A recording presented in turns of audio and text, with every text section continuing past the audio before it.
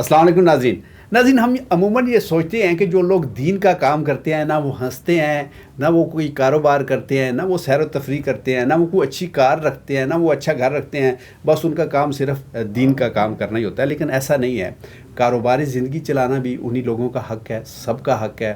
اور کوئی کاروبار کرنا کسی کا بھی حق ہوتا ہے. ہمارے پیارے حبیب حضرت محمد مصطفیٰ صلی اللہ علیہ وآلہ وسلم نے بھی تجارت کا کام کیا. انہوں نے بکریاں بھی رکھیں، بکریاں بھی چرائیں، اور حضرت خدیجہ کے سامان کو لے کے دوسرے ملکوں تک کا سفر کیا.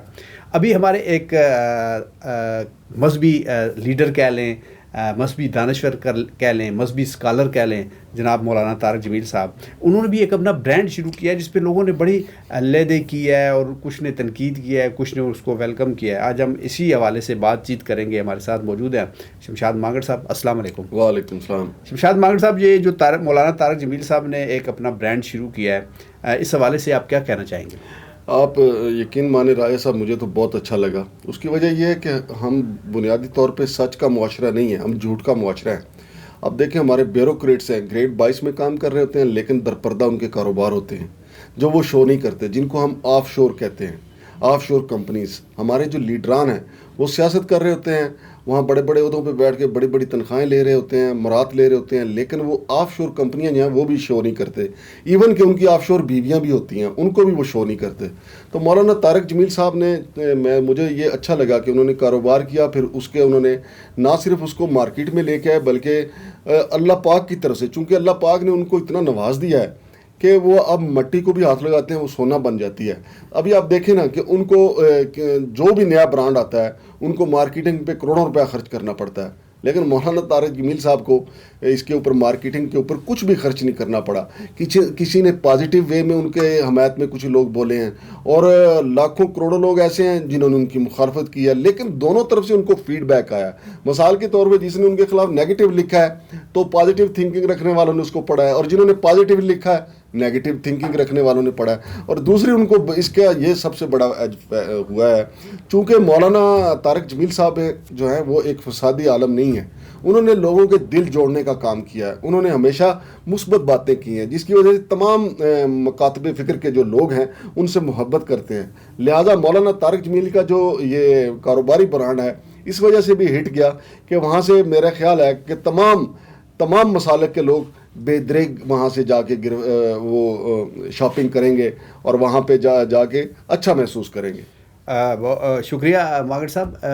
آپ نے یہ بڑی اچھی بات کی کہ چاہے کوئی ان کے حق میں بول رہا ہے، چاہے ان کی مخالفت میں بول رہا ہے، غیر محسوسانہ طریقے سے ان کی ایڈورٹیزمنٹ کر رہا ہے مولانا طارق جمیل صاحب کی. لیکن ہم نے مانگڑ صاحب یہ بھی محسوس کیا ہے کہ کچھ لوگوں کے نام سے دیگر لوگ جو کاروباری لوگ ہوتے ہیں وہ ان کو مجبور کرتے ہیں کہ آپ کا نام استعمال کریں گے، آپ کو اتنے پیسے دیں گے، اور وہ پھر اس کی آڑ میں، ان کے نام کی آڑ میں ان کا نام استعمال کرتے ہوئے ساری پروڈکشن وہ کرتے ہیں، اور اس میں وہ کپڑوں کا یا کوئی بھی برانڈ ہو یا کوئی بھی پروڈکٹ ہو اس کا معیار تھوڑا سا کم کر دیتے ہیں اور ریٹ بڑے اونچے کر دیتے ہیں کہ بھی یہ اس نے تو اب بکنا ہی بکنا ہے. کیا اس حوالے سے مولانا طارق جمیل صاحب کو اس پہ نظر رکھنی چاہیے، یا انہیں صرف یہ ہونا چاہیے کہ جی میں نے تو ایک کاروبار کرنا ہے اور اس کی آمدنی میں نے نیک کاموں میں لگانی ہے؟ دیکھیں راجہ صاحب، ایک دیندار آدمی، ایک عالم آدمی جب کوئی بھی کاروبار شروع کرتا ہے تو یہ ذمہ داری اس کے اوپر آ جاتی ہے کہ اس نے لوگوں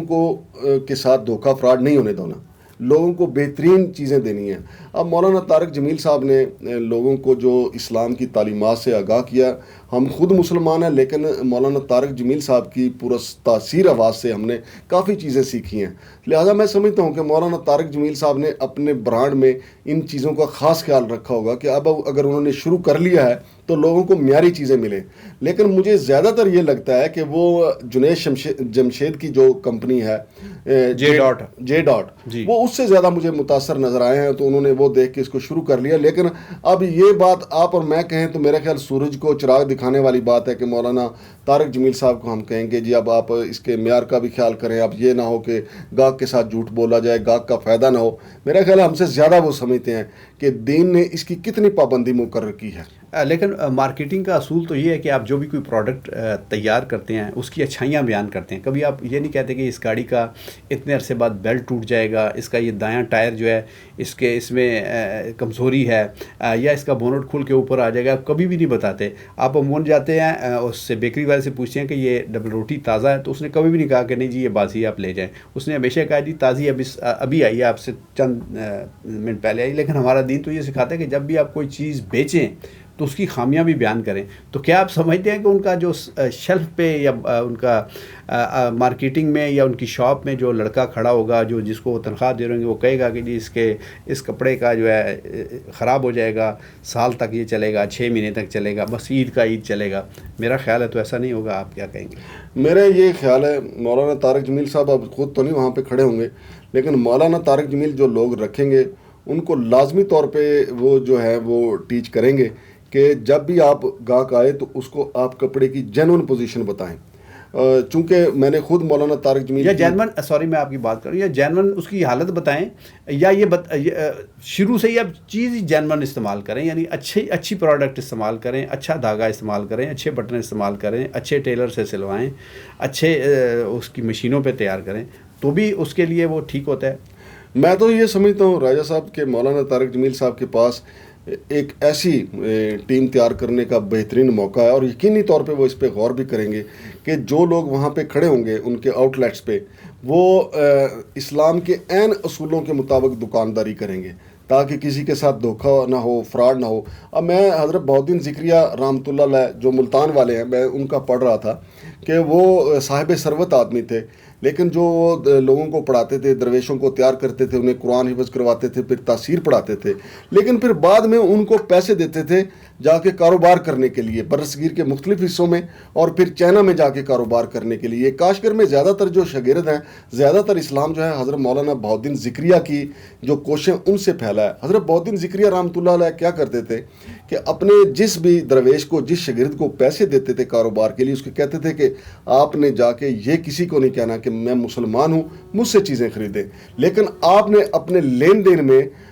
یہ بات ثابت کرنی ہے کہ بندہ خود آپ کو پوچھنے پہ مجبور ہو جائے کہ آپ اتنے دیانتدار کیوں ہیں, آپ اتنا سچ کیوں بولتے ہیں. پھر جب وہ آپ سے پوچھے کہ آپ کو یہ سچ بولنا کس نے سکھایا, یہ آپ کو دھوکہ نہ دینا کس نے سکھایا, تو پھر اس کو بتائیں کہ ہم امت محمدی ہیں. اور پھر اگلی بات دین کی جو تبلیغ کی بات ہے آپ نے اس وقت کرنی ہے جب آپ کا سکہ دیانتداری کے حوالے سے جم جائے. یہ میں حضرت بہاؤالدین ذکریہ رحمۃ اللہ علیہ کے حوالے سے بات کر رہا ہوں کہ انہوں نے اپنے بے شمار درویشوں کو کاروبار کروا کے دیے, اور پھر ان کو یہ تلقین کی کہ آپ کے پاس جو گاہک آئے آپ نے اس کے اوپر اپنا پہلا سکہ ایمانداری کا بٹھانا ہے, اور پھر اس کے بعد آپ نے تبلیغ کرنی ہے. تو مولانا طارق جمیل صاحب کے پاس یہ ایک بڑا زبردست موقع, اور میں سمجھتا ہوں کہ وہ اس موقع کو ضائع بھی نہیں کریں گے. ہم سے زیادہ دینی معاملات کو وہ سمجھتے ہیں. وہ جتنی ٹیم تیار کریں گے, جتنے نوجوان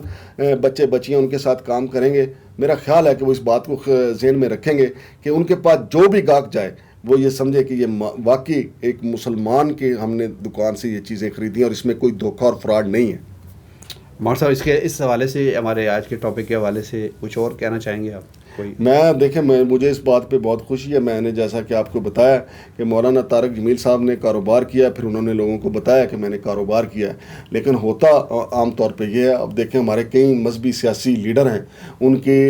انڈر گراؤنڈ کئی ایسی چیزیں ہیں جن کے اوپر آپ کو پتہ ہے ریفرنس وغیرہ بھی آتے رہتے ہیں کہ جی فلاں نے یہ بتاتے نہیں کہ یہ ہمارے ہیں, یہ بتاتے نہیں ہیں کہ ہمارے نہیں ہیں. اور یا اس کے علاوہ بھی ہمارے جو خانقاہوں کے جو امین ہیں, خانقاہوں کے جو گدی نشین ہیں, وہ جو غلے بھرتے ہیں, لوگ اپنی مرادیں پانے کے لیے یا منتیں مان کے جو غلوں میں پیسے ڈال کے آتے ہیں, وہ پیسے کہاں خرچ ہوتے ہیں. وہ دیکھیں انہوں نے بڑے بڑے زمینوں میں انویسٹمنٹ کی ہوئی ہے, کسی نے کمپنی بنائی ہوئی ہے, کسی کا یورپ میں بزنس ہے, لیکن وہ بتاتے نہیں ہیں کیونکہ ان کا راز فاش ہونے کا ڈر ہوتا ہے. تو مولانا طارق جمیل صاحب نے ابتدائی اچھے انداز میں کیا ہے. انہوں نے لوگوں کو بتایا کہ میں کاروبار کرنے جا رہا ہوں, تو اس کا لازمی طور پہ اچھا امپیکٹ ہوگا. اور پہلے فیز میں تو ان کو اچھا امپیکٹ مل چکا ہے, کیونکہ لوگوں نے نیگیٹو پازیٹیو, جیسے میں نے پہلے بھی آپ سے کہا کہ لوگوں نے نیگیٹو پازیٹیو ان کی مارکیٹنگ اتنی کر دی ہے کہ ابھی آپ میں نے جو سرچ کیا ہے کہ اسلام آباد میں ان کا آؤٹ لیٹ نہیں ہے, کراچی میں ہے, لیکن یہاں اسلام آباد میں لوگ ان کا آؤٹ لیٹ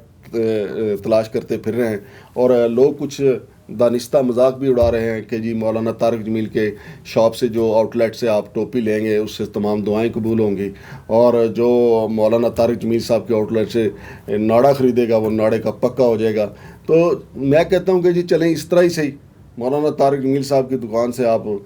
شاپ سے آپ ٹوپی لے کے پہن لیں، یقیناً ایک کسی دیانتدار بچے کے ہاتھ سے لی ہوئی ٹوپی اور ایک بددیانت شخص کے لی ہوئی ٹوپی، کیونکہ حضرت بابا بلے شاہ نے بھی اس حوالے سے کہا تھا نا کہ سرتے ٹوپی نیت کھوٹی۔ تو یہ اگر دیکھیں نا، ہماری نیت ہی کھوٹی ہو تو سر پہ ٹوپی ہاتھ میں تسبیح بھی ہو تو اس سے کیا فائدہ۔ تو مجھے امید ہے کہ مولانا طارق جمیل صاحب جو ہیں وہ اس سے بھی دین کا پہلو نکالیں گے اور لوگوں کو عملی طور پہ وہ جو ایک دکاندار کے اندر ہونا چاہیے جس سے ڈیلیور ہو۔ آپ کو پتہ ہے ہمارے ہاں جتنے بھی دکاندار ہیں، کپڑے کا کاروبار ہے یا کسی بھی قسم کا کاروبار ہے، تو ہمیں یقین نہیں ہوتا کہ یہ بندہ ہمارے ساتھ سچ بول رہا ہے۔ تو مجھے یہ امید ہے کہ کم از کم کچھ آؤٹ لیٹ ایسے کھلیں گے مولانا طارق جمیل کے زیر سایہ جو ہم سے سچ بولیں گے۔ بہت شکریہ شمشاد مانگڑ صاحب۔ شمشاد مانگڑ صاحب نے بڑی خوبصورت بات کی، بہاؤدین ذکریہ بڑے بزرگ تھے، ولی اللہ تھے، ان کا ذکر کر کے جو ہمارے پہلے لوگ تھے، آج سے صدیوں پہلے لوگ تھے جو دین کی خدمت کیا کرتے تھے، وہ دین کی خدمت اس طرح نہیں کیا کرتے تھے کہ کوئی جھنڈا اٹھا لیتے تھے یا تلوار اٹھا لیتے تھے، وہ پہلے اپنے رویے اچھے کرتے تھے لوگوں کے ساتھ، کاروباری رویے، ان کا ملنے جلنے کا طریقہ اپنی اولاد سے، اپنی بیویوں سے، اپنے رشتہ داروں سے، تو پھر ان کو زیادہ بولنے کی ضرورت نہیں پڑتی تھی۔ جب وہ یہ کہتا تھا کہ فلاں بزرگ نے کہا ہے تو وہ فوراً لوگ اس پہ آمین کہتے تھے، اور یہی سب سے بہترین طریقہ ہے کہ آپ اپنے عملوں سے، اپنے رویوں سے خود کو بہترین مسلمان ثابت کریں، اور پھر اس کو دیکھا دیکھی دوسرے لوگ بھی آپ کی گواہی دیں اور آپ کے نقش قدم پر چلنے کی کوشش کریں۔ اپنا بہت سارا خیال کیجیے گا، ہمارا چینل سبسکرائب کیجیے گا، اسے لائک کیجیے گا، شیئر کیجیے گا۔ اجازت چاہیں گے۔ پاکستان زندہ باد۔